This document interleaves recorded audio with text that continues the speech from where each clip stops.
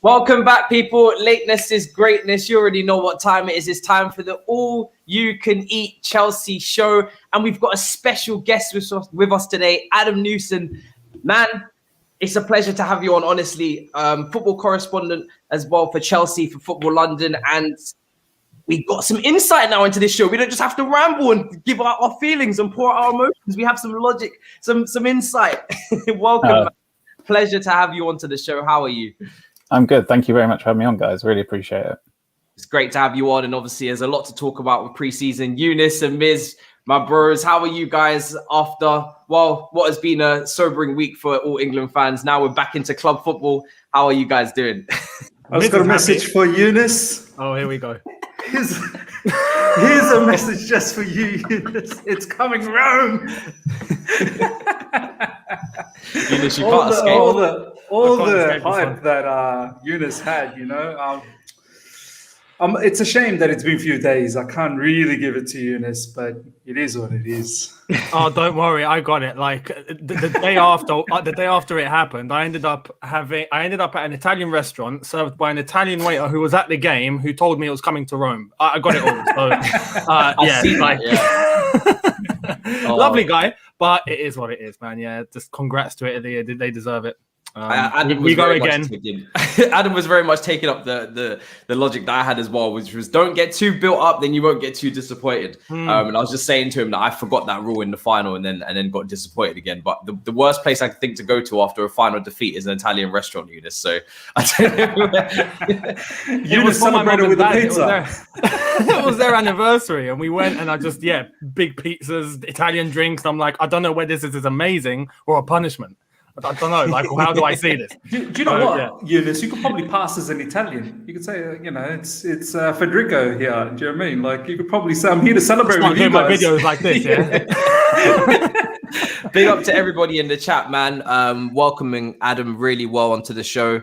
So our first guest on this show, actually, to be fair. So literally couldn't pick anyone better, because Adam's really knowledgeable when it comes to what's going on inside Chelsea. He's been literally, my timeline's just been full of Adams. Everybody's just tagging Adam. Literally, sources all week in terms of all the news that's been coming out, and it's really good, because I feel like as a fan base, we've been, obsessed. Really, is the word to use with Haaland news for God knows how long, and now it's good to talk about stuff that's actually going on in the club with the players themselves that we actually are contracted to, and that's where I want to start, Adam, in terms of obviously preseason just started now. The players are back fit.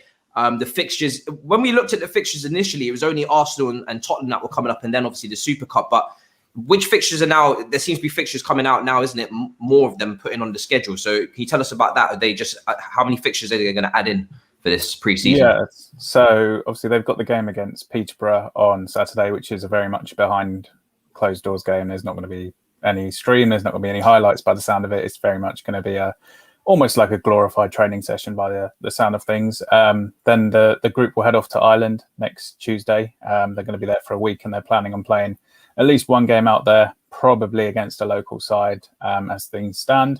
Then they'll be flying back and going straight to Bournemouth for a pre-season game on the 27th. And then from then you've got the Mind Series and the UEFA Super Cup, and then you get into the Premier League season. So I think it's 5 games basically now, which is, you could throw in the Super Cup as a friendly if you want. 6. So then you've got. We're not doing that. That's not a friendly. That's a cup. That's coming home. That's the Premier League title. What are you talking about? So I think there's enough there now for Tuchel to get the squad ready. Obviously, there's a caveat though that there's going to be a lot of players still not back for another sort of week, 10 days, and then even longer. So yeah, there's still a lot for Tuchel to look over in the next sort of month before the season does start. Yeah, I mean, Younes, just how important is... I mean, we all just responded immediately to a friendly potential with Villarreal. Just talk about the importance of that game for you, because obviously I can go through the history of that Super Cup match, and that is for me what we're preparing for in terms of that's when the season starts. We had heartbreak against Liverpool with the penalty miss for Tammy, which was really unfortunate. In Lampard's first season, we had obviously Bayern Munich, Lukaku penalty miss as well. And also a beatdown by Atletico Madrid, which I remember quite well from Falcao. So we haven't had the most joy in this competition probably since, I think, Real Madrid in 1998, is it? So Yeah. Wow. So Younes, just talk to me about how much this game means to you, because I think it means more to us as Chelsea fans than maybe other fans across Europe right now with all that list that I've just given you. Yeah, I think other fans, other clubs will probably look at it and go, yeah, you know what, it's one game, it's nice. If we lose, it's okay. It's not the end of the world. But for us, it's like, this is a trophy, like, yeah, we know it's one game and anything can happen, but you win the Champions League to play this game, or you win the Europa League to play this game. And there's also a little edge to it because Villarreal beat Arsenal. They beat Man United. Now, we're not going to let that happen to us, and we're going to show those two how it's done. So there's a little bit of that as well involved. So, but at the end of the day, Younes curse is upon us. Villarreal's going to win there. But at the same time, at the end of the day, because it's been since 1998, it would be nice to add that to the cabinet, especially as European champions, for us to just win that Super Cup, stick that in the cabinet. It's another trophy, fantastic. And then we go on to the Club World Cup in December, and hopefully we win that as well. It'd be nice to change our fortunes around. So for us, yeah, it's not the end of the world if we didn't get it, but I'd very, very, very much love it.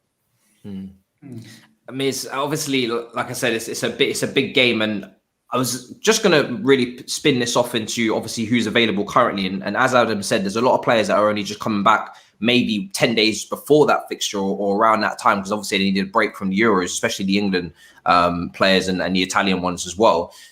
Do you see any of these players, and that will segue nicely into Adam as well, do you see any of these players that we currently have getting into that starting 11? Do you feel like as if they can handle the task of what is quite a big fixture for a lot of us, seeing as many of them are fringe players, aren't they?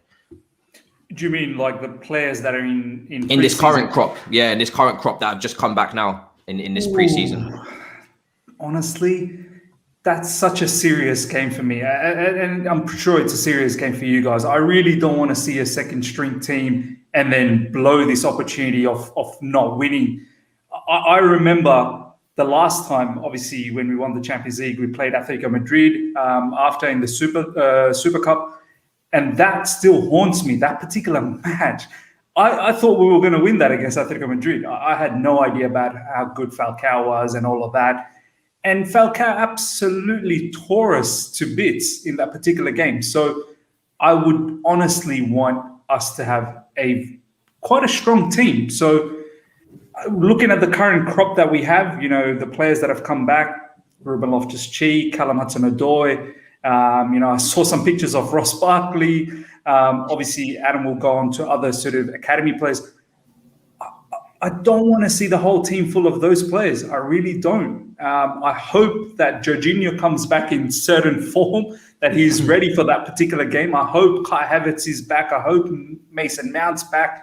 I hope Mendy is our keeper, number one, that it's not Kepa for a cup game. Yeah, man, we don't know when we're going to get the opportunity to play this particular cup again. Do you know what I mean? We can't. I seriously hope Thomas Tuchel thinks that way. I really do. Yeah. I mean, Adam, I have to ask as well, because obviously we saw with Lampard the first season he had in the preseason in Dublin, everyone kind of got a clean slate. Players like Bakayoko got opportunities, even if it was against, some of the teams in Ireland, some of the trial teams. But even still, he gave everyone a fresh opportunity, or at least publicly he did. Is Tuchel giving everyone a fair shot in terms of, clean slate? For instance, Loftus-Cheek, for example, didn't have maybe the most successful loan for his standards at Fulham. But is that all forgotten? Is that all just a fresh slate for him? Or do you feel like certain players will just not really be part of the squad regardless of what happens in pre-season? So from what I understand, the club are very much willing to let Tuchel essentially assess every single player that's come back this week before any major decisions are made. Not every Chelsea head coach has had that, but winning the Champions League does give you a certain amount of cachet and ability to sort of make your own decisions a bit more than maybe leaning on the club. So, yeah, Tuchel is going to, I think he said last year when he spoke about, and I think it was Loftus-Cheek in particular, he's not going to judge players off the television or what they're doing at other clubs. He wants to look at them in close quarters, and yeah, he'll make his opinion. It might even still be quite a quick opinion that he does form, but it will still be based on what he sees. So for all these guys that are there at the moment, it is an opportunity to try and either save a Chelsea career or take the next steps on one. And I think there's going to be some players that maybe come along quite a long way through pre-season, and then once we get to the Premier League season starting, maybe a decision will be then made. But you look at the players that will come back. I think we're going to see a lot of players come back a lot earlier than we expected. Like N'Golo Kante will be back, Kai Havertz, Timo Werner, Antonio Rudiger. These guys will be back probably for the best part of 4 weeks before the season starts. So for that Super Cup game, I think Tuchel will be able to name a pretty strong side. You may not see all the England lads, or you may not see Jorginho start because it may have only had a couple of weeks of pre-season, but I think you're going to see a very strong squad in that, and maybe that does maybe limit the amount of sort of wild card selections Tuchel could throw into that squad.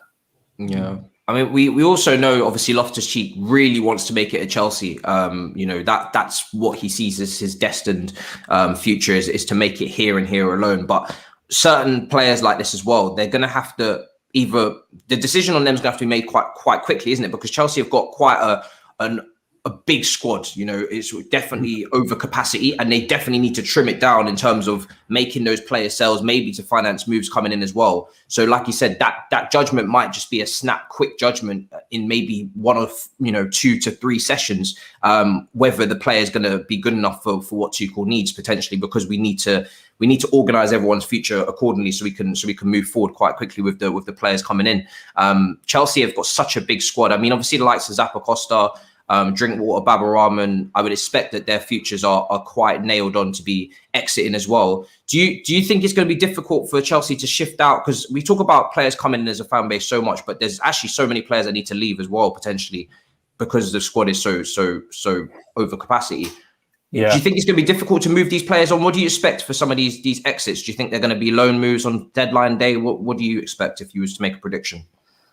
I think it's really complicated simply because guys like Zappacosta and Bakayoko and Drinkwater, they only have a year left on their contracts, which kind of makes loan moves really unlikely unless Chelsea get an obligation to buy at the end of them, because otherwise you will send a player on loan and then lose them for free next year. And there's always that potential they could go and have an absolutely fantastic loan and their value increases and then you lose them for nothing. So I think it is going to be hard for Chelsea to shift a lot of these guys. The transfer market is still depressed. I mean, the COVID impact is still there, maybe not at the top echelon Premier League sides, and they're sort of insulated by the TV money a little bit more. But yeah, it's not going to be easy for Chelsea to get rid of this sort of squad filler that they've probably had for 3 or 4 years now. But they kind of need to do it. Guess the real issue is whether Marina Granovskaya can accept losing players for a little bit less than maybe what she would in a normal transfer market. At the end of the day, she's an excellent negotiator and someone who always does want to make the best deal for the club. But in this situation, maybe it is better to maybe take a couple of million off a price tag just so you can get this player off your books because you're going to end up paying another year of his contract then and then losing him next summer potentially. So, yeah, it's a very complicated window for Chelsea to try and navigate their way through, I think. Yeah, we're going to play a quick game, actually. Me, Younes and Miz, it's an opportunity for us to pick your brain and try and get some insight on some of our favourite players that are potentially in this setup, because there are some really promising young talents. So I want us three to pick a player that we want to make it into this senior squad out of this current crop. So your Mark Guehi's, Conor Gallagher's, all these guys that are training with the first team currently, or even if it's a Loftus-Cheek or a senior guy. We'll try and pick someone different each as well, so we get varied answers as well. But if we pick someone that if we could pick anyone out of the guys training currently, even Charly Musonda is another one. He's in the thumbnail actually as well. Another one that everyone's excited about. Chat, you can do it as well in the live chat. And then we'll get Adam's insight into that player. Just first of all, the player profile, how they've been doing even in the first, day or two, and maybe what he predicts their future could be, because it's going to be quite interesting. They're all coming from different stages of their career in terms of their age, their loan, how well they've done, or even injury, if we talk about Musonda as well. So, I mean, Miz, I'll let you start. Who, if you could pick anyone in that squad that's just come back to propel into this season first team and give themselves an opportunity, who would you go with? There's so many questions, isn't there? There's so many players that we want to know what's going on. I'm hoping the lads will touch on some of those players. I'll go with Ethan Ampadu. I'm not sure if he's back, but he's another player that's should be back in preseason. Adam, obviously, 2 seasons in a row, he's been on loan. Leipzig, Sheffield United. Leipzig, it looked like a glamorous loan move. He was going to learn a lot from Nagelsmann and, get that whole understanding of that flair that Bundesliga has and whatnot. Didn't really work out, but he had that one game against Spurs in the Champions League where he absolutely, blew things apart. He was probably man of the match. I think Leipzig ended up winning 1-0 or something like that at home, or 2-0, something like that. And it didn't completely work out. Then he got the opportunity at Sheffield United, which I distinctly remember. I don't think he was happy with going on that loan. I still remember the first day when they interviewed him. He had this straight face. He was not happy one bit being at Sheffield United. I think he really wanted to stay at Chelsea and prove himself under Frank Lampard. And rightly so. There was a lot of youngsters that were getting the opportunity under Frank, so he probably thought he probably has a chance. Once again, didn't really completely work out. Sheffield United got relegated. So where's the future for this particular player now? Because once again, the Euros wasn't a great outfit for him either. He got red carded, stayed in the bench a few times. So I just can't see how we can reward off the back of all of that an opportunity in the first team. But then again, the years are sort of creeping up. Do you know what I mean? Like, I think he's 21 or something like that. Still young, but yeah, we need to start seeing some progress. So yeah, he's obviously not back yet, just because Wales got through to the last 16. I mean, I'd imagine he might be back early next week and probably does make the Ireland trip. We'll see how that plays out with COVID testing and whatnot. Yeah, I think for him, as you say, his Leipzig loan didn't really work out as planned, and then last year wasn't a great year for Sheffield United, and it wasn't easy for him to exactly impress in that team. And I think that's probably going to really count against him going into this season. Obviously, with the caveat there that Tuchel will have a look at him, and he is used to playing in a back three. Did so very well at 17 when Antonio Conte was still here. Yeah. But I think what is probably more likely for him is another loan move, probably another Premier League loan move to a club that isn't in sort of free fall like Sheffield United, because I do think there's a lot of talent there and a lot of potential there that's still yet to be fully tapped into. But I guess for him, it's having a very good loan spell to really then come back and feel confident that you can then make the step up to Chelsea. I'm not entirely sure a season at the bottom of the table, conceding lots of goals with Sheffield United is probably going to have helped him in terms of jumping into the Chelsea sort of setup this year. So my sort of guess at the moment would be another loan deal, and probably to another Premier League club.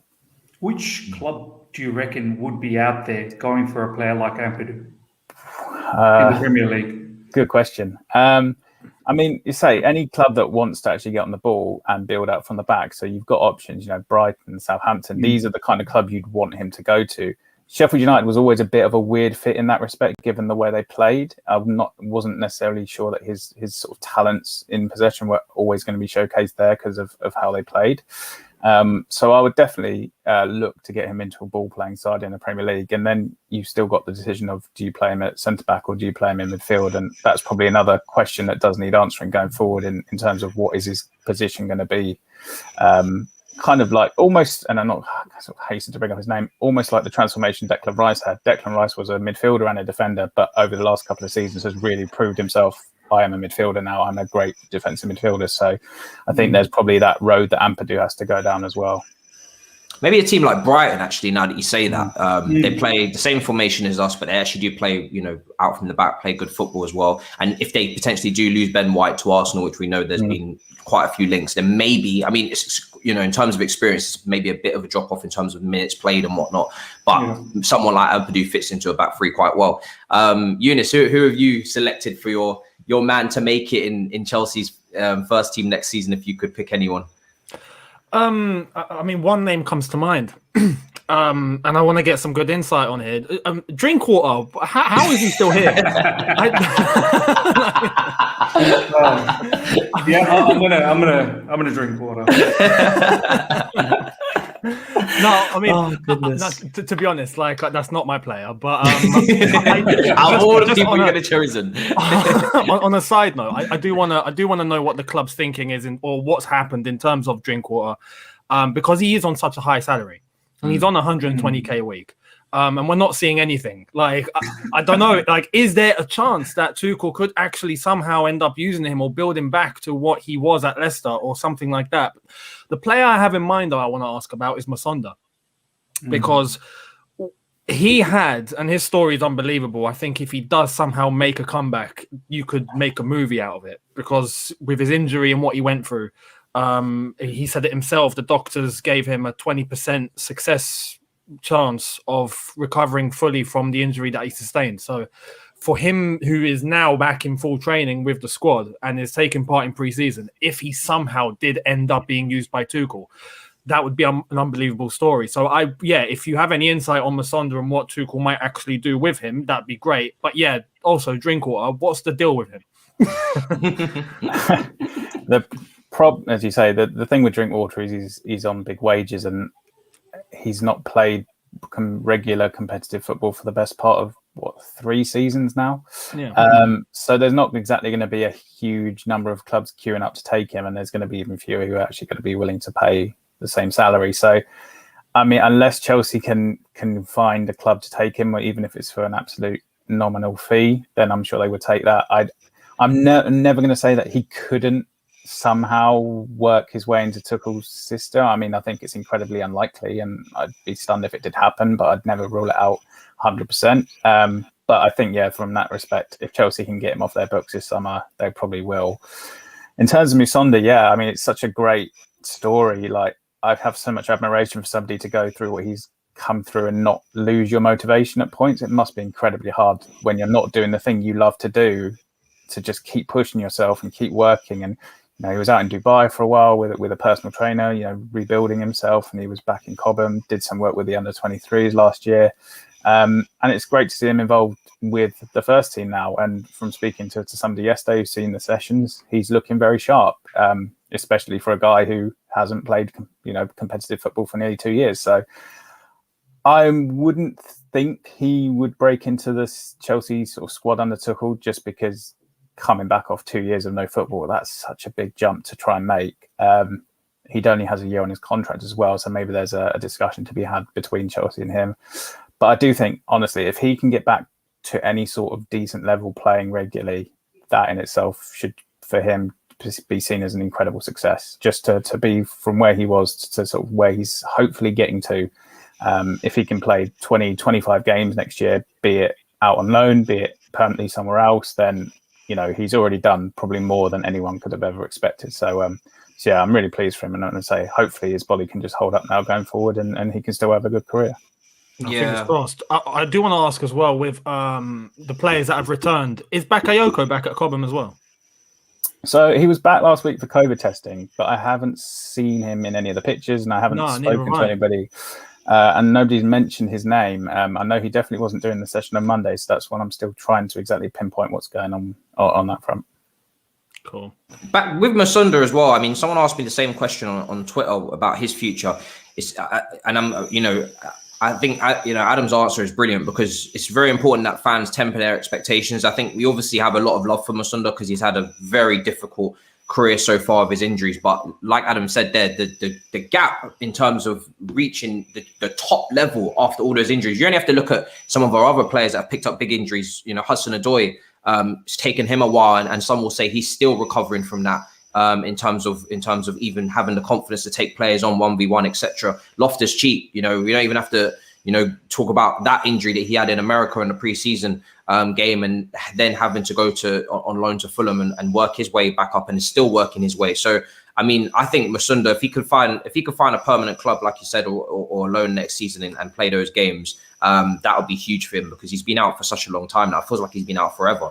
I mean, my player that I wanted to select is probably one that's, I'm hoping you're going to tell me he's probably near the top of the pecking order. And I guess I'll put them together, because David puts them together here in this comment, is Mark Guehi and Gallagher. These are probably maybe the two that have had maybe the more successful loans, but are they seen as maybe the two that have had the most successful loans in the club? Adam? I think people, even though West Brom went down, I think people appreciated how well Conor Gallagher did. And obviously Mark Guehi, after probably a tricky start at Swansea during his sort of 18-month loan, really grew into it and was excellent by the end of it. I I think there's also some admiration at the club for how Trevor Chalobah did last season in France. I think he really made the step up there. But in terms of Mark Guehi, I mean, Chelsea went into this transfer window, or were planning to go into this transfer window to sign another centre-back. I mean, the form of Christensen and Antonio Rudiger very much sort of dampened that need, or the urgent need, but neither have signed new contracts yet, and their deals expire next summer. So if there's no solution to that, maybe a deal does change in time for either of those players permanently going away, because Chelsea won't want to lose them, obviously, on a free transfer. So in terms of Mark Guehi, there may be a position for him to step into. I think he's got the quality to do it. I think he's proved that, and he's a guy who has been highly rated in the academy for a long time. Maybe there's an element as that's why Chelsea let Tomori go, in that they knew Mark Guehi had that ability to step up. But we'll see how again, it's very much how he impresses Tuchel in the next few weeks, and if Tuchel believes he is ready. The fact he's played in the back three at Swansea for a season is a huge deal, and probably really does help him. Then there's every chance he could be incorporated, especially as there's interest in Kurt Zouma as well. In terms of Conor Gallagher, I mean, Gallagher has a lot of the attributes that I feel Tuchel would really like from a player. He's an excellent presser. He's so much energy in that midfield. Retrieves the ball really well. Can use it really well. And I think he is a guy that if Tuchel doesn't sort of get the other midfielder he wants in the transfer market, that Gallagher could step up, I think, and have a role in this squad. But again, it's all going to be dependent on this pre-season, which is why it is going to be so important for these guys over the next sort of 2-3 weeks to make their mark and really impress, because otherwise they'll probably go out on loan, because there's interest there. I think that's well documented in sort of all of these guys at this point. This is a really interesting player as well, is Malang Sarr as well. I mean, personally, from a fan point of view, I always felt like this was a profit player in terms of Chelsea signed him on a free, and they will look to offload him in a couple of years after a few loans and make a profit on him and sell him for maybe, 10-15 million to the continent. I mean, what's your feeling around this player? Is he back in training as well? Yeah, he's back. But the thing is, he'll be heading off very soon to go to the Olympics with France. And I think that is probably, in terms of him making it at Chelsea this season, probably the end of that, just because he won't be around for most of pre-season. And as we just said, you've got Guehi and you've got other centre-backs there who will be ready to make their mark. So I think that's probably unlikely that we'll see Malang Sarr this season. And I kind of agree with you. It's not based on sort of inside information, but it's just my feeling that it was a sort of opportunity signing that sort of fell into Chelsea's lap, and they realised that there's probably a deal to be done for him in the future that nets them a bit of money, to be honest. Yeah, and Miazga is another one the beautiful game brings up as well. He's still with the club, isn't he? It's crazy because wow. He's been with us for he feels like as if he's been a lone army soldier. He has. I mean, is he another one where, again, probably I mean, is there any of these players you think that are going to definitely, is there interest in any of these players that we've spoken about so far, or even Miazga, in terms of maybe a sale? Because there's so many on the books now. It feels like it's quite overwhelming, if anything, actually, for Tuchel to even have to look through all of these players. If you come into pre-season, he doesn't recognize a lot of them. He's like, hold on, who are you? And he's like, well, I play for Chelsea too. And there's like 10, 15 of them. It's going to become quite a long day for this man to get through all of these players and actually make decisions on them. Yeah, I mean, I'm sure, Matt Miazga's not someone I've had direct information on. I know he's at Cobham, he has been in the sessions. I think he has also got a year left on his contract, to my memory. So, I mean, I don't feel he's done anything in his loans, and hopefully I'm not doing him a massive disservice, but I don't feel that he's really proved that he could probably step into this Chelsea team. And, he's not a 20-year-old defender now at this point. So I imagine he'll be one, if Chelsea can, get a fee for this summer, they'll probably look at doing. Because, I'm making a bit of a presumption here, but I don't imagine Thomas Tuchel will see Matt Miazga in training and go, yeah, that's a Chelsea starter for me. But who knows? Thomas Tuchel knows a lot more about football than I do. So I want to, well, just to bring up, obviously, this is an interesting point, is that obviously last summer we saw Tomori, who's maybe in a similar situation to everyone we've just spoken about, or most of the players we've just spoken about, come back from a loan.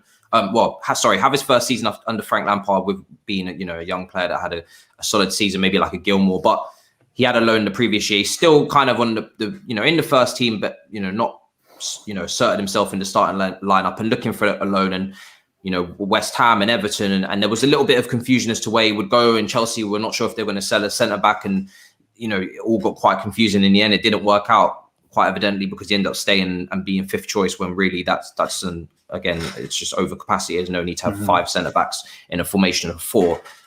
Is there a danger that could happen again with any of these players? Not again, that miscommunication, confusion as to who's going to go out, who's going to stay, and then you might get stuck with another situation where we have too many players again. I mean, I think the fact that the transfer window ends a good couple of weeks after the season start is very useful for a lot of players in that situation, because they will be able to get out if it becomes quite clear early on that they're not going to be sort of involved that regularly. So, I mean, it was Tomori's decision, obviously, not to go to West Ham last year on loan. He made the call to stay and try and force his way in, and it didn't happen. But it ended up well for him at the end, going to Milan instead of West Ham. So fair play. I mean, I think there may be a point where we get to quite late in August and there are a few players to get out, and at that point, as we said earlier, then Chelsea do have a decision to make on whether they sort of take a small hit on these guys to move them on permanently. And I suggest that will probably happen. But also we've seen a lot with Chelsea, they will get a player out on loan, get them to sign a 1-year extension, like Michy Batshuayi did last year when he went to Palace, signed a 1-year extension to his deal, went out on loan. And maybe there's an element of that as well, just because, again, there's not a huge amount of money out in the market at the moment for big deals to happen, or even big wages to be paid to a lot of guys. So 2 players that have also come out, I mean, recently, it seems to be on the timeline. I want to get your opinions on it, Younes and Miz. Firstly, is that obviously Broja is in an interesting situation that maybe, again, from what I saw at Vitesse, I don't know if his season warrants a first team chance from what I've seen of him, but he had a decent season. I think he got around 10 goals, but it wasn't, he didn't rip it up. He didn't have a ridiculous season breaking records or anything like that. But he seems to find himself in a situation where potentially he could be involved next season from what I saw on the TL as well, because of obviously Giroud's leaving. He's having I think he's flying to Milan this week. To potentially, apparently tomorrow. Join them. Yeah, apparently tomorrow. This is straight from AC Milan hierarchies. That he's coming in for medical tomorrow, and it's going to be done and dusted by the end of the week. Yeah, and then we know obviously Tammy didn't really get used, or wasn't even really even on the bench sometimes towards the end of last season. So I always felt it'd be kind of weird to see him next season under Tuchel, given that clearly there isn't, they're not aligning in terms of him playing minutes last season. Maybe he's not part of the plans. So, I mean, what do you guys feel about Broja being potentially in this team, and maybe just straight back up to whoever we sign up front? I mean, clearly the club are chasing a striker. We all know who that striker is. But if Broja's the second choice, out and out striker, I mean, how would you feel about that? I'll start with you, Miz. You know what? I sometimes laugh about these sort of things. You guys know we have this internal joke about knife, spoon, and fork and whatnot. But you know what? Broja is someone maybe we need to be a bit more serious about. I feel like we need to treat this situation a little bit more carefully. He's on the verge of signing a very long-term contract up until 2026. As really? Per reports from Fabrizio Romano, just broke that a couple of days ago, saying that he's going to be tying up a very long contract. So there seems to be a proper development, and this is what I want to ask Adam. Perhaps once myself and Younes probably gives his thoughts as well. But the development plan for some of these players, what does that look like? How does an academy player, and I'm not talking about Mount and Reece James and all that. Obviously for me, it became a luck of the draw because of the transfer ban. Frank Lampard could not buy anyone, and that's how it sort of happened. I don't know whether players are going to get that lucky moving forward unless we have another transfer ban. Do you know what I mean? So I want to ask Adam down the track that what does that development path look like? How does an academy player have the belief that they could one day make it to the first team? So now going back to the whole Broja thing, I would love him. I think it's too early for him to be a backup Chelsea striker. That's as much as people think, it's a backup. No, a backup Chelsea striker has a lot of responsibility. Like when a serious injury, God forbid, happens to one of the key strikers, the backup needs to come in and carry that burden and ensure the goals are still pumping in, because we're going to be challenging for a whole heap of things. So I don't think he's ready for that. You have to be a well-established player for that, like Giroud. You know, he's done a Loic Remy comes to mind as well. Remember Loic Remy as well did a decent enough job. Unluckily for his injuries, right? But with Broja, I would now like to see him go to Championship and absolutely burn it up. Get a loan there. Possibly, I would like to see him get a loan with a Championship team that is actually capable of getting into getting promoted to the Premier League. So someone they're not a low-level sort of Championship team, and then see what he does in the Championship, because there are some serious defenders there. It's a brutal league. I want to see exactly how he does there, and then if he does well, I would like to see him in a Premier League loan. If he absolutely kills it, that he bangs in goals left, right, and centre every week, then okay, fine. You could probably have an opportunity now in the Chelsea first team. But yeah, that's my whole thought about Broja. But yeah, down the track, I would love Adam to let us know what his thoughts are about that development plan for an academy player to make it to Chelsea. Yeah, and Younes as well. I mean, I'll throw in Dujon Sterling as well, Younes, for you as well. Just seen some reports that Tuchel is actually quite likes the player, and actually had him for first team training, which I'm going to push to Adam afterwards as well. About he had him in first team training during one of the other international breaks during the season, I think, or it was sometime during the season he had him with the first team training as well. I mean, yeah, first and foremost, with Dujon Sterling, I think there's a good opportunity for him, especially if he is being involved, at least in pre-season, because there's no hiding the fact that we were inquiring about that right-hand side. You saw the whole Hakimi thing happen.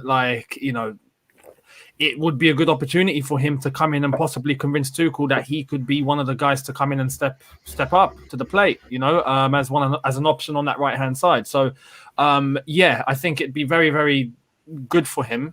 As long as he's, fitting in well and he's training, and it's all about that development. I think in relation to Broja, 19 years old, you can't just throw him into the Chelsea squad and expect him to be, available on a first team basis every single week, just having a loan out in the Dutch league. That's just not how it is, especially at his age. He needs to I think I agree with what Miz is saying, have a loan, whether it's the Championship. If it's somehow a Premier League team, that would be amazing. But yeah, I think the next 2 years or so are probably quite important for him. Now, whether Chelsea are going to offer him a new deal or something, if that is the case, then great, because that opens up a window for possibly going out on a loan, possibly having another one the season afterwards, or, whatever. But trying to get him up to the standard that we need in English football, that, for someone that's going to be able to adapt very well to our league and our intensity and our pace. So, I think it's clear to see with him the potential's there. You see the way that he plays, and he's a very, very fast striker. It's just about sharpening his tools now and being able to make sure that he is clinical, and he just needs that experience. So, yeah, I wouldn't, just bring him into the Chelsea squad and there you are, you're a backup. I fully agree with that. I wouldn't do it. But I want to see him develop, and I want to see him get some good loan moves. And then you never know. Maybe in 3-4 years, he might be part of the Chelsea squad, but we'll wait and see. My chat is absolutely popping off because there was some news that went out from Sky. You just can't get away from it. I just wanted to enjoy this stream. No Haaland, but no, you can't let us have one day off, can you?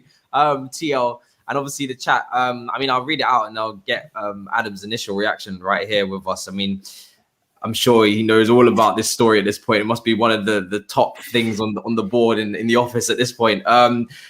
Dortmund have rejected Chelsea's proposed offer for Erling Haaland, which involved a part exchange involving Tammy Abraham or Callum Hudson-Odoi heading the other way as part of the deal, Sky Germany. Just before I get your initial reaction to that as well, I mean, there was a live stream between Fabrizio and Jan on Twitch yesterday as well, two very, highly respected journalists as well, Italian and Norwegian. I think Jan has ties to Haaland's family, so that's where he gets a lot of his insight from. But he said that Callum Hudson-Odoi potentially wasn't in Tuchel's plans as well going into this season, which is kind of the complete opposite as to what I personally felt as a fan, just looking from what I'd seen from mannerisms and the way that Tuchel had, spoken to him after games and used him heavily at the start of his run at right wing back as well. So talk to us about that, Adam. And first of all, that rejected proposed bid, and also just Callum Hudson-Odoi as well, before we go back to the youngsters. I mean, I've not heard anything about that bid, if I'm completely honest. I'm very wary about part exchange offers anyway. I don't think they happen. Yeah, they're incredibly rare. So, I mean, I'm not saying it's not true. I would say I don't have any information on that front. Callum Hudson-Odoi, I mean, I was told, I think maybe last week, that as things stood, or maybe a couple of weeks ago actually, as things stood, Callum had no intention of leaving Chelsea this summer. He really wants to prove himself capable of thriving at Chelsea. And, you know, as you said earlier, he had a really bad injury. It's probably taken him until now to get back to a level where he's feeling comfortable. I know he's worked in the gym quite a lot this summer, and I think he is definitely ready to try and prove himself at Chelsea. I don't think he wants to leave. And the club have invested a lot on him and have turned down a lot of money for him before. So I would be surprised if they had suddenly made this decision, unless the caveat is that it's come from Tuchel. But I think, you know, Callum should have a really good chance in pre-season just because of the lack of regular first team players that are there. He will have an opportunity to impress. So I'm definitely not giving up on Callum yet. And hopefully, you know, he does get a chance to impress. Going back to what we were talking about, I think just on Miz's point about academy pathways, I think it's still the big problem or issue at Chelsea is proving that they are there. Obviously, with Frank Lampard sort of skewed things a bit because of, you know, the transfer ban and the fact he was willing to trust these guys. That wasn't necessarily a huge club plan. That was more a Frank Lampard thing tied in with the transfer ban. And I think this is where Chelsea do still have a job on their hands, is to prove to young guys coming through the academy that, yeah, if you are good enough and we believe you're good enough, we will make a pathway there for you, so you will get an opportunity in the first team. That becomes a little bit harder when you're constantly changing head coach because there's no continuity and there's no longer term vision that's being worked towards. And I think we'll probably get onto this in a bit. You kind of see the fallout in that with what's going on with Tino Livramento and Lewis Bate at the moment, and Miles Peart-Harris is that if you don't have these pathways and these guys feel they're good enough and other clubs are interested in them, then it's kind of in their interest to explore that interest and actually have a serious think about what's next for themselves. Because as we've seen before, the worst thing you could probably do now is get locked into a big contract at a big club and then sort of have your development stall, be it through a poor loan move or just through a lack of regular minutes. You know, the age between sort of 18 to 22 is so important in the player's development that these guys need to be playing. And, you know, with help from Jadon Sancho and a couple of others, they kind of know now that there will be opportunities out there for them to do that. So this is the constant dilemma that Chelsea Football Club have. You know, there is a win now mentality, and there is we can sign expensive players if we want to, even if that does mean that, you know, the talented young guy coming through the ranks 3 years down the line, maybe we're blocking his path, but we want to win. And it's, you know, it's that constant back and forth between two differing philosophies, I think, even within the club, that, you know, I don't think there's a simple solution to, unless you have someone like Tuchel who does stick around for 3 or 4 years and really does build. Who did we spoke about? Didn't we spoke about Bro? We spoke about Dujon Sterling as well. Yeah, right wing back slot, because I mean that will nicely segue to Livramento, I guess, as well. But Dujon Sterling, yeah, it just. I mean, I'm not sure if the report's true. It was just saying that Tuchel is fond of the player and likes the player from working with him last season during some first team sessions or something like that. Yeah, it was my report. Oh, sorry, was it? Yeah. Oh, okay. Well, perfect. Then I know it's credible. Then I was scrolling through the tier. I was like, I don't know, because everybody was tweeting out. I'm not sure where this has come from, but perfect. Then we get complete insight into the matter. Then. Yeah. So Dujon. Obviously, Dujon had a really bad hamstring injury at the start of 2020. Then had an illness. Then got COVID. So his 2020 was pretty much wiped out. And you know, in a similar way to Musonda, he really had to sort of rebuild himself, and credit to him, you know, he really did do that. And by January, he was ready, and there was some loan interest in him, but the decision was really taken on his end that, no, I'm going to stay here with the under-23s. I'm going to continue my sort of rehabilitation, and I'm going to make sure that by the summer I'm really, really ready and back to my best. And credit to him. I think anyone who watched the sort of dev squad last season probably saw how well he had got back and to the level he was probably at before. During the second half of last season, I think it was the April international break, a lot of Chelsea players were away, and he was brought over to sort of help fill out the first team group. And from what I gather, Tuchel was impressed with him, and Sterling was a guy that was known to Tuchel because he was on Dortmund's radar a few years ago when he was tearing things up for the youth team. I think people forget how good Dujon was for the youth team. He was always the wing back, and it was Reece who'd play at right centre back. So Dujon's always been a wing back, and I think that's a really interesting little wrinkle to have going into this pre-season when Azpilicueta isn't there, Reece James isn't there, and you're competing against Zappacosta and not, Tina Livramento, as we'll talk about, isn't with the first team at the moment for reasons. So I'm not entirely ruling out Dujon Sterling having an impact. I really do think he's the wild card of this pre-season because he has been out of the picture for 18 months, but I think his quality is still there and is sort of undeniable at this point. And Chelsea want a right-sided player, or Tuchel wants a right-sided player, and if you can't get Hakimi as we've seen, and I'm not entirely sure Adama Traore is a huge improvement on what's in the squad already, maybe you do look inward and go, you know what, I think Dujon can do a role in this team, and maybe we'll see how that pans out. But there's definitely a good player there, and we'll see what's next for him. Yeah, this segues us nicely to the other report that you did, which was obviously on the contracts for the young players, Bate and Livramento in particular, and Harris as well. Harris I haven't seen too much of, but Livramento is very highly spoken about as a right wing back, and obviously got Young Player of the Year for the academy as well. Lewis Bate, very, very good midfielder as well. Maybe similar to Billy Gilmore in some ways, in the way that they like to manipulate the ball and they like to get a lot of touches and they like to pull the strings. So maybe it's just one too many in terms of the conveyor belt of you can't really get both of them into it. And obviously we know Billy Gilmore's gone out on loan. But just obviously you did a whole piece on it, but just to talk about it here with us as well, how do you feel about those futures from just, maybe from a fan perspective, we'll speak about it as well, but those players maybe taking the Tariq Lamptey route, of just going to Brighton and just leaving the club, and maybe we're paying for the fact that we've actually got so many youngsters coming through that when the first batch come through of the conveyor belt, we can't get the second batch out, and it's just there's too much supply here. So I mean, how do you think this will pan out, and are the club as worried as maybe someone like I am is for these futures of these players? Because I would love these deals to get tied up.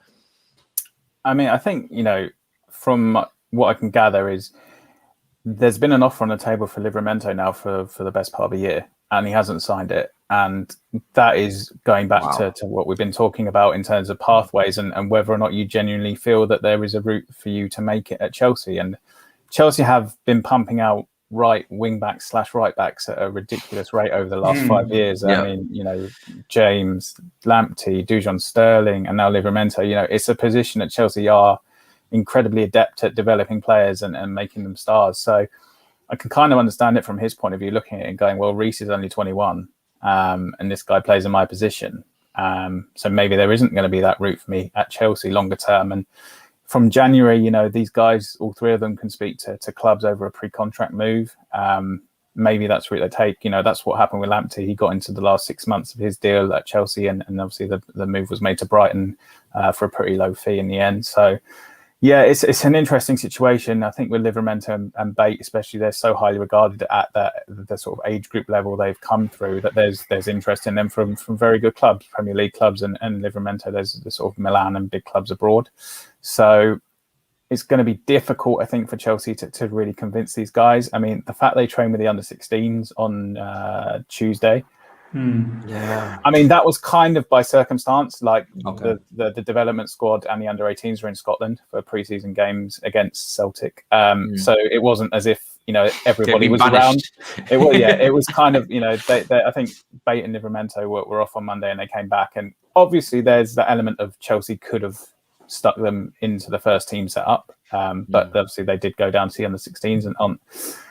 But they will obviously be with the development squad going forward, and they're not going to be chucked into the wilderness entirely. So, so yeah, it is an interesting situation, and it does say that big conversation about pathways. And it is so hard for Chelsea because they do produce a lot of good players to be able to keep all of these guys. And I think there has to be a realization at some point that the academy is also there to make money for Chelsea. It is to produce, it's to produce stars if you can. If you can produce one or two Reece James or Mason Mounts every sort of 5 years, that's a huge thing. If you can then fill your squad with talented players who can come in and do jobs when you need them to, that's important too. But also the academy is there to make money and produce players that you can sell on. And that's kind of how the loan army has blossomed over the years. In terms of Chelsea do pump out a lot of good players from Cobham. They go out on senior loans, maybe have one or two good seasons, and then you can sort of get 5, 6, 7 million for these guys, and it just all helps keeping the club's finances in balance and kind of enables you to then go out and chuck a load of money at certain clubs for certain Norwegian players if you want to. I've got a question for you in regards to the whole Hakimi situation, right? Obviously, we were all excited when that was sort of happening, and rightly so, because for us three here, and I'm not sure how you feel about this, Adam, but for us, it was like Hakimi's at a world-class level. So we could understand why Chelsea was going for a player like that. And that's a level of player that we should be looking at if you want to upgrade a particular situation, which was the right-sided right wing-back position, which, last season, we could have got a lot more purchase we didn't get. And then we started seeing Reece James playing more as a right centre-back position and Azpilicueta. So we could understand what was going on there. What I didn't understand, and I'm sure the live chat's probably going to go ballistic on me right now, the link of Adama Traore off the back of that. This is where I have the issue where I feel like this is where the club can put their hands around the youngsters in the academy and say, hey, if we don't get Hakimi, which in this case we didn't, and I know it sounds like, you're the second plan, but nonetheless, you're still going to be part of Chelsea, right? I feel like that's when you can go to someone like Tino Livramento and say, hey, we want you to be that backup player for us now. Because mostly it's going to be Reece James and Azpilicueta, but you're going to get game time because we have a lot of games. And listen, Azpilicueta is not someone who's going to be playing forever. He is coming to an end of his career. Once again, God forbid, we don't know what happens with Reece James in terms of injuries and whatnot. You will get a chance. Doesn't these sort of conversations happen in the back room somewhere? And that's how I felt when we let go of Tariq Lamptey. And I remember I clashed with Matisse a lot. Matisse was like, well, there's no space for two. Reece James is it. And I'm like, well, there's always space for two. You need to have a backup, right? But at that time, we didn't play with a wing-back. And surprise, surprise, now we're in the wing-back position. And someone like Tariq Lamptey would have been perfect. So I just don't want Chelsea to fall into that trap again where, we'll get an Adama Traore. So Tino Livramento, see you later. And then he goes and he becomes a big thing, just the way Tariq Lamptey is now being spoken about. Apparently there's offers maybe coming from Arsenal and so on and so forth. I mean, what's your thoughts on that? I completely agree. I think I wrote a piece about this a while ago. I mean, yes, if you want to go out and there's an established world-class player you can get or feasibly you feel you can get, then it's understandable. Beyond that, I'm not really sure why you'd want someone like an Adama Traore who will be filler in your squad for a lot of money when you can promote from within. Yes, the conversations I'm sure have been had between Chelsea and Tino Livramento of, we'll put you in this position in 2 or 3 years. We feel you can get there. But the reality is actions speak louder than words. And were it not for Frank Lampard, I mean, this is the thing. Frank Lampard's the big outlier, and he's caused a little bit of a problem for Chelsea in a way, because by bringing back, Mason Mount from a loan spell at Derby, Reece James from a loan spell at Wigan, and trusting them, and then seeing how they've developed, it's kind of proven that, these kids are good enough. If you actually give them a bit of time and give them a bit of space, these guys can step up. And these guys in the academy will kind of feel the same now. They'll feel that they can do a job for Chelsea if they're afforded that opportunity. And I think this is what we mean. Chelsea really have to kind of prove to these guys going forward that it wasn't just, Frank Lampard's here, he's giving these guys a chance. It's Chelsea who will give you guys a chance. But again, it's actions that speak louder than promises or anything you can say to a player at this point. And, that's kind of where Chelsea will be for the next sort of year, 2 years, unless things change. And I say it's kind of a lot of pressure to put on Tuchel to be like, play the young players, dude. But if you don't win the Premier League, you're sacked. But play the young players, dude. I mean, this is as I've said, this is a two different philosophies and sort of problems that you have within Chelsea of the win now. But there's also these young talented players you're producing. So yeah, I mean, I agree. Don't sign squad filler. If you're going to sign players, make sure it's the best of the best, and you can justify that going forward. Then rather than slipping back into old habits of bringing in Drinkwaters or Zappa-Costas who cost you £30 million and probably don't improve your squad that dramatically. Whereas if you promoted a young guy from within. I mean, we're going to wrap up in maybe the next 10 minutes or so. But Younes, what's your opinion on these young players that we've just been speaking about, especially Livramento? Because I think Lewis Bay I mean, from what I've seen as well, is that usually loans do help the stature and profile of a player when they come into Chelsea. If they've had successful loans, it helps their prestige. It puts them in a higher ranking. And obviously we've seen maybe Gilmour and Hudson-Odoi do it the other way, where they come directly from the academy. And then now Gilmour's had to go out on loan, didn't really get too many minutes last season. Hudson-Odoi struggled. We had a massive injury as well, which hasn't helped, but he hasn't really been able to put himself consistently in the 11. He's been in and out. And now, how much we want to believe the link, but that's the link there that potentially in a little swap deal, and he has been linked with loan moves away as well before. I mean, how do you feel about Livramento and Bate in particular, those two, their futures? Are you like really bothered as a Chelsea fan in terms of just how much they make it here? Because obviously a lot of people in the chat are like, no, I mean, listen, they haven't even played any games yet. They haven't even gone out on loan. They've never made a first team appearance. Why should we be so, gung-ho on trying to get these guys into the team if they haven't even proved themselves yet? I mean, Adam makes a good point, prior to the point he just made, where he said there needs to be a realization that not everyone's going to make it. This is just the fact. We're not Ajax, where we just have a massive score. And don't get me wrong, we've got some of the most world-class young talent, I believe. I think we've got one of the best academies in the world. But that's not necessarily meaning as a top European club now that we're just going to plug players out of the academy and boom, we're just going to have an academy 11 as our first team. Like, that's just not how it is, and that's unfortunate. I think it's helped us with the transfer ban that we had and being able to pluck out some young talent like Mason Mount, Reece James, Tammy. There was the first class initially of Hudson-Odoi, Loftus-Cheek. We got Billy Gilmour involved, Tomori, you could say, but that was necessary because we didn't have a choice, and it worked out for us. To go forward, when you do bring those young players in, you can't just all of a sudden, as a top club, I think as a mid-level club, you could get away with it. But as a top club competing for trophies, you can't just rely on your academy product. You just can't. You can pluck out the best ones that you see are going to be, or you believe are going to be big players, like a Mason Mount or Reece James, for example. They're first teamers and they're instrumental now. But to be able to just promote those sort of players, they're part of your first team, and then start looking for the next batch, and then bring those up, and then start looking for the next batch. I mean, we're turning into a factory.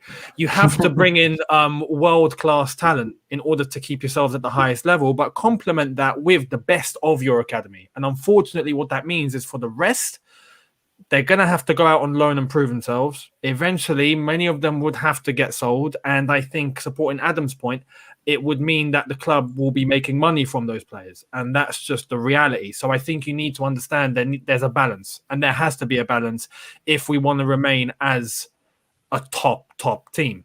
That doesn't mean abandon the academy. That does mean give the players the belief that if you are capable and you are going to have a good chance, you have to be one of the best. And if you are, you will get into the team, and there will be a space for you as long as you can convince the manager. At the same time, there is a case for longevity. We need some stability with management now. We can't be going through the same cycle of hire and sack, as much as it's worked for us, I think. But you need some stability, I think, for the academy's sake. When it comes to a player like Livramento, I think like right now, again, it depends on circumstances. Right now, with where we are in terms of our wing-back, full-back situation, there is an opportunity for him. And I feel like, right now, Chelsea should explore that option and try and at least do what they can to convince him that there could be a spot for him. At the same time, I can understand if he wants to look elsewhere for other options. So it's all about balance, and it's all about what sorts us out, what sorts the player out. There's many circumstances that I think many fans ignore and just want, just bring this player into the team, done. And it doesn't work like that, unfortunately. But I'd love to see a player like Livramento offered the opportunity at least, and then we can go from there. I think it's about offering that chance and then let the player prove themselves. Guess what? We have all that time. Breaking news on Mark Guehi, and I am absolutely getting sold. Stunned. Mark Guehi is about to complete a 5-year contract and sign on a dotted line for Crystal Palace, Patrick Vieira, and that's a permanent move. Not alone, a permanent move. Oinstein's just reported that, Mark Oinstein. I'm absolutely shocked. I cannot believe that he's actually about to leave. This is what's going to happen.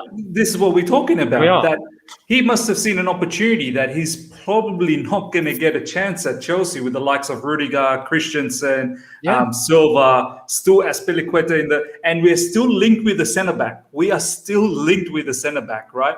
He's probably found himself an opportunity that Crystal Palace, wants a defender, and he's gone and signed. We're going to lose many academy players like that, man. We're going to lose many players. Adam, do you have a report to write? I don't want to keep you here if you have duty calls when things like this happens. I've just put a text in actually just to see. If you have to go, not a problem. But your initial reaction, given it's come from David Ornstein, it's almost certainly. That's the thing. Yeah. So. Yeah, I mean, disregard everything we spoke about earlier with Mark Guehi. I will admit that's not one I saw coming or had even heard about. So there we go. I mean, it's a surprise deal. By the sound of it, Chelsea have got a sort of buyback or at least an option to match any bids made from in the future, which will probably be important. But yeah, it's as we were saying. If you can't guarantee talented young players a route to your first team, they'll go and find them elsewhere. And if that's the case with Mark Guehi, then it will be a disappointing one. But I'll be very interested to see how he gets on next season, watching him at Palace. I mean, listen, he's gonna be with Patrick Vieira. He's gonna be playing, I assume, playing games as well. I'm sure if he's made that massive decision to leave. Then it's coming with game time. But I mean, Younes, what's your initial reaction to that, man? I'm absolutely shocked and I'm sad, really. I really wanted to see him in pre-season and because I think he could have been easily deputised into Rudiger in that left side centre-back spot. Yeah, I'll be honest, I didn't see this one coming. That's all. I thought Guehi and Gallagher were the next two to get a route into the first team. I was looking at those two. So, yeah, to hear that now is a bit shocking. At the end of the day, though, I think it does mean probably things happening behind the scenes, but Rudiger, Christensen, all those lot, I think will be staying. Now, whether Zuma does the same thing and stays, I'm not so sure. But I think the centre-backs we have in place at the moment, no one's going anywhere if we're able to just let Guehi go out the door like this. So I'm curious to know if we have a buyback or first refusal or something like that. I think Chelsea would be smart to put that in just in case. And then we can always explore the option later. I'll take a look. But yeah, I'm a bit shocked. At the end of the day, though, just as we was talking about, there's going to be players that will not make it and will not be offered that route and will go elsewhere and bring money in for the club. It's as simple as that. It's sad, though, because I think he's a top defender and I think he has a lot of potential. But good luck to him at Palace. I think Chelsea will have first refusal. Or an option on him, so in the future. I mean, we can kind of look at it as maybe a glamorous loan, but we will have to pay. We will have to pay it to get him back, and he's not going to be contracted to us, and it'll be up to him now if he wants to come back. So he's not going to be under contract with us. I mean, Miz, what's your initial reaction? Because this is the player that I had at the top of my list as the player that would have the opportunity to break through after having a really, really impressive loan with Swansea, can play in a back three, can play in a back four, has shown to be very, very good on the ball playing centre back, great with both feet, but also very physical as well. I mean, it's Lamptey and Tomori all over again, isn't it? This this is actually probably a lot serious than that. This guy had a lot more, I suppose, hype or a know-how. Like the fan base knew a lot about this player, was following him in Swansea. I started following him. You know me, I barely get any chance to watch anything outside of Chelsea, but I started following him. Such a lovely individual, like in terms of the press conferences that I've seen, so well spoken, such like you could see that he's a serious player. Like he really wants to do well. I think recently Alex Goldberg had Ryan Brewster's dad, and he had a clip on Mark Guehi, Ryan Brewster, and he had some amazing praise on Mark Guehi. And I mean, it was a shoo-in, wasn't it? Like he could have deputized Rudiger on that left side. He's played in that back three for Swansea. Wow. I just don't know how this would have happened. Like, surely Mark Guehi would have thought that there's a future for him. I mean, is it the fact that it put him off, that maybe there was that loan sort of conversation that was happening, that perhaps one more season you go on loan, that might have put him off, that no, I'm good enough to start? This is the thing. Like, I mean, Rudiger's looking for a contract extension. You need to have Rudiger. You know, he's a European champion. Yeah. Andres Christensen had a great Euros. He's another European champion. I mean, what do you do, man? It is what it is, I suppose. I gotta say though, if it's legit that we've let him go for 20 million, that's phenomenal. I'm just saying, because huge. Mark Guehi's someone that hasn't featured for the first team. Yeah, he's not featured for the first team. And if we were to actually sell him for 20 million for a player that's not played first team football at Chelsea yet, that's ridiculous. And and if that is the offer that's coming from Palace, I can understand why Chelsea have gone, we got to take this. This is ridiculous. This is 20 million on the table for nothing. Put that on Haaland money. Put that on Haaland. Do you know what? Yeah. Do you know what it is with this one? Is that it's the fact that it's Tomori and Guehi in the space of, you know, a few months. Yeah. Two promising centre backs that both come through the loans at Derby, both shown so much promise. And now that we play with an extra centre back, you would expect them to have more of a chance, not less of a chance. Very, very intriguing stuff here. And also, I mean, someone made the joke that at least we know Chelsea are working in silence, because we haven't heard anything for so long about incomings, and then bang, you get an exit like that in your face. At least we know there's stuff going on behind the scenes. So I just want to get the chat's initial reaction. All I can see is crying. Do you want me to just quickly read out the article? Just go for it. Lines? Yeah. It's saying, as the Athletic reported in May, Guehi's market value was expected to be around 15 million to 20 million in May. I had no idea. And Chelsea have managed to negotiate a sell-on clause and matching rights on future moves. So we are not only going to make money now, obviously in the future, if Crystal Palace, he does well, I'm pretty sure he's going to do well. And then who knows, maybe another huge club, maybe a city comes in and buys him for more money. We are still going to be milking money from Mark Guehi's situation. Palace were in the transfer market for a young centre-back, and their sporting director, Dougie Friedman, has led the pursuit of Guehi, who spent the last season and a half with Swansea City. There was significant interest in his signature, particularly from the sides in the Premier League and German Bundesliga, but most admirers favoured a loan with an option to buy, whereas Palace were prepared to invest heavily and emerged as the best option for both Chelsea and the player. Wow. I mean, it goes on to a lot more detail, but yeah, bottom line, Palace has put the money where the mouth is. They just said, we believe in the player, so let's dance. That's an excellent first signing from Patrick Vieira, I must say. I mean, that's a lot of money for them too. 20 million is a lot of money for them. I think he's worth that, to be honest. You know, I really do. Yeah. I think he's worth that. And I mean, I'm glad that we have an option to obviously match any bids that come in the future. I mean, Adam, I mean, can we expect more potentially now after seeing that in terms of what do you think the centre back position makeup kind of looks like now? Obviously, Malone Sarr is obviously a player that I would have expected to be, you know, heading out as well. I mean, we've seen Chelsea linked with centre backs as well, so it's clearly a position that they're looking at. We've spoken about contracts for youngsters, but we didn't even get into the contracts of Christensen not being renewed yet, Rudiger not being renewed yet. Is this a position that Chelsea you could see quite a lot of movement in the next 12 months potentially?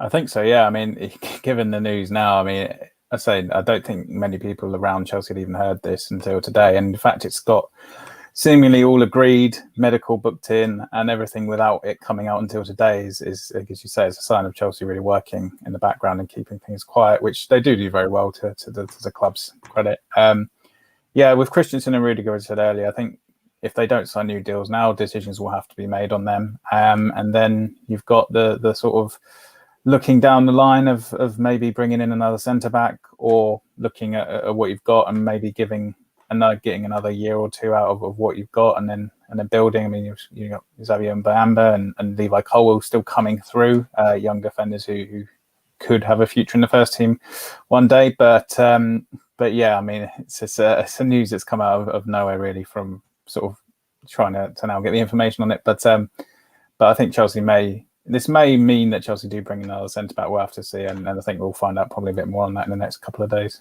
Yeah, and before we wrap up, do you think this is a sign of how it's going to go for the whole window? Is that Chelsea are doing things very much behind closed doors? They're not leaking anything. They're not allowing anyone to really get really hardcore information. We've seen it with Haaland. There's been little information, really, to be honest, on the signing or the potential signing of him. Do you think Chelsea are just this is the way they're moving now? They're moving in silence. Yeah, I mean, it's usually how Chelsea operate. I mean, the fact that we know sort of the players they want is not always been the case. So that alone, I guess, is some kind of progress. But yeah, I mean, with Haaland, it's I think maybe once Giroud goes, we'll see a little bit more movement on that front. But yeah, I think this is going to be a very quiet transfer window, and things will drip out slowly if they do come out at all. And as much as I know it's difficult for fans, it's kind of just a case of having to stay patient and seeing how things play out, really. I do want to say very quickly, I mean, 20 million, by the way, that's probably Mino Raiola's commission sorted. Apart from that, though, really, really quick, about our midfield situation. Let's say with Billy Gilmour going out on loan. Adam, do you think that Chelsea are content with Jorginho, Kante, Kovacic as the only midfielders, or do you think Chelsea will go in for a midfielder if Billy Gilmour's gone on loan for a season? I think they'll want to either incorporate someone they've got, like a Gallagher or Loftus-Cheek or someone in that mould, or they'll, I think we all know they want to sign another midfielder. We all know who that is. We all know who, he's polarised his opinion, but... If... But, I don't think Chelsea would go into next season with 3. Whether that means that they incorporate someone they've got or they do get the sort of player or / players they want for that role. We'll see. But yeah, I mean, just on Gilmour, I think his loan's a really good one. And I think it shows that there is a bit of a long-term thinking and joined up thinking there with Tuchel and Daniel Farke. So maybe it's someone you bring in this summer and you look ahead next year and go, okay, maybe we then move on one of the guys we've got. Because obviously, likes of Kante, I don't think Chelsea would get rid of Kante, and Jorginho is 29 and has made noises about going back to Italy at times. Maybe there is a desire to go and still finish his career there. We don't know at this point. So yeah, I mean, I can't see Chelsea going into the season with 3 centre mids. So one way or the other, there'll be another one added. Yeah, I just want to add one more thing off the back of what Younes said. You know what? It makes me think now. I don't know who to believe anymore. Like this whole news about Mark Guehi, it just pretty much slapped us all. Like generally, you think, okay, maybe a Matt Law or whoever else comes up with some sort of information that this is sort of transpiring. This literally he's been very quiet since since June. Matt Law actually, and you know what? I'm thinking with all the news that's floating around about Haaland, I'm actually doubting myself. Is anything actually true? Like because. Or things are happening that we don't know about. That's like, I don't know. Yeah, that's the thing. Yeah. Like, I mean, this Mark Guehi one, it's been kept as such a huge secret. And this is exactly how Chelsea operates. The fact that there's so much news about Haaland makes me a bit uncomfortable that how much of it is it really true? Well, I would say there's obviously 2 clubs involved and one may not be talking, but the other one might be. So if both Palace and Chelsea are quiet on the Guehi front, that's why we won't hear it until it's all pretty much done. Whereas, let's not pretend, from Borussia Dortmund's point of view, they want to try and drum up the price as much as they can. So they will talk about it more. And, I think they've spoken about it publicly. I think was it Michael Zorc who made the joke the other day that Haaland's in them? So, I mean, that's what I mean. The deals can be kept quiet if both clubs really want the deal to be kept quiet. But that's very often not the case for differing reasons. So Adam, on that point then, what does that tell you? That this one party, which, from the German side of things, all their publications and everyone, they're doing their level best to pump up the price, which kind of makes me think that Chelsea's not really interested at that type of price level that the drumming up is happening at the moment. Like, is that the feel that you get, that they're really trying to juice as much as money out, and Chelsea's probably not getting in, like they're not liking that level of money? I mean, I'd be stunned if Chelsea are willing to pay exactly what Dortmund would want, because it's such an astronomical fee. But I think the most interesting thing from my perspective is that Dortmund have had people publicly talk about this, and not once have anyone said Erling Haaland is definitely staying. We are not selling Erling Haaland. Yeah. It's all been, we are planning with Erling. We are planning to have Erling this season. We are, we don't think he's going to go. It's never been a hard and fast, this isn't happening. And obviously last year with Jadon Sancho, just as an example, Dortmund put a very fixed date on, if Man United don't do this deal, it's not happening. And that hasn't been the case this time with Haaland. So as with anything, Chelsea can absolutely smash their transfer record fee. They can smash their wages. They can do it if they really want to. I mean, Roman Abramovich can pump money into it as much as he wants, but it's whether or not the club really want to as a business case, or we'll see how it all plays out. I just want to reply to this comment, because this seems to be the general consensus to people replying on Twitter as well. I just want to remind you guys that the reason potentially why we have windows that we had in under Conte of, I think 2017, I think it was, where we signed a lot of players that now your Zappacosta's, your Bakayokos on big wages, Drinkwaters that we can't shift, is because we didn't use the academy players as part of the depth in the squad. We signed squad fillers. So it's quite naive, in my opinion, to just say sell every academy player. Yeah, we're getting this money, it's great. But now, when potentially down a couple years down the track and we need a bit of depth in our squad, instead of using those players, you're going to start using players that you're signing for £30 million, and £30 million is a lot of money. If you spread those costs out over, I don't know, a 4-year contract plus the wages plus the agent fees, that's a lot more money than just someone that's free. So look, if this is probably the same comment that I would have saw a couple of years ago when people were saying, yeah, let's just sell Mason Mount. If we wasn't in the transfer ban, maybe people would have said, just sell him. If we were getting 20 million for Mason Mount from a Premier League team after the Derby loan, people would have been all over the place jumping for joy. But now 2 years later, he's probably worth 80 million and he's a Champions League winner. So it depends on each case if you rate the academy player or not coming through. But I wouldn't just completely say, okay, well, we're back now, let's just start splashing money. Because last time I checked, Chelsea's transfer records don't go very well in their favour in terms of the player actually being a success. So don't think just because Chelsea splash money, it means that Chelsea are back or Chelsea are back in the big time. I've seen a lot of big Chelsea transfers fail, and I've seen a lot of players in this current squad. Some of the best players are the young players who didn't cost a penny. So it's a shame for me, because I think Mark Guehi is a really good player. I'm interested to see now, with that clause that was inserted in terms of an option to bring him back or match a fee that is put in. I don't think if he goes on to be the player that we hope he is, then he won't be at Crystal Palace forever, and that he'll command a bigger move in his career fee if he goes on to be the player that we want him to be in, and we'll hopefully have the opportunity there, it seems, to match a bid, which will be quite good.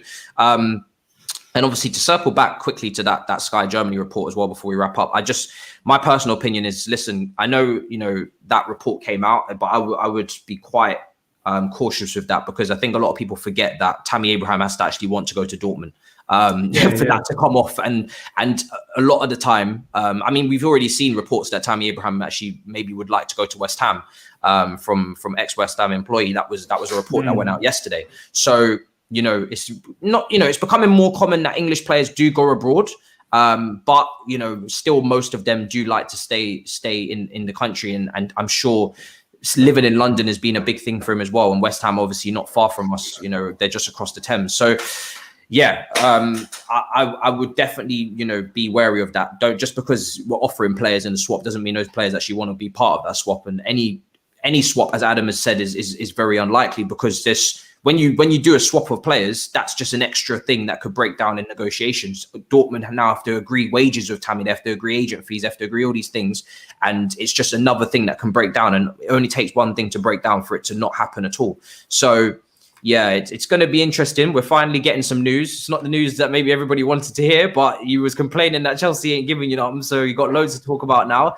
Adam, Chelsea correspondent from Football London. Listen, guys, he's got loads of articles out at the moment. Make sure you go and check him out. His link to his Twitter is in the description as well. I'm going to start linking some articles as well. Some great pieces. Obviously, the Dujon Sterling piece. You've got the preseason fixtures as well that he's been confirming for us as well, which is great, because I was really starting to get worried that we was only going to play 2 games before Villarreal. And a great piece as well on the youngsters and the contracts, and really what we've been discussing before Mark Guehi came in and broke everybody's heart. So yeah, Younes and Miz as well. Thank you guys for joining us as well. Let them know what's coming out on the channel as well. Younes, to start with you. We already know. I guess you've got a video to do, haven't you? At the moment now, it's just obviously with the Euros done. It's just mainly, I think, going to be transfer-related, discussion-based stuff. Both Chelsea and general football news, I reckon I'll do. So some days will be double upload. And then looking up to the new season, really, and getting ready for that first. We got pre-season games. Obviously, this close one in Peterborough, it isn't going to be televised, so we'll see what happens. But after that, yeah, it's just focusing on pre-season and then that first game against Villarreal. And Miz, yourself, bro, let them know about the channel, what's coming up now later on. Yeah, man, I've been basically collating all sorts of news that happens on a daily basis, doing a stream on a daily situation as well. So I've got a stream coming up literally in half an hour. I think we're going to have plenty of things to talk about.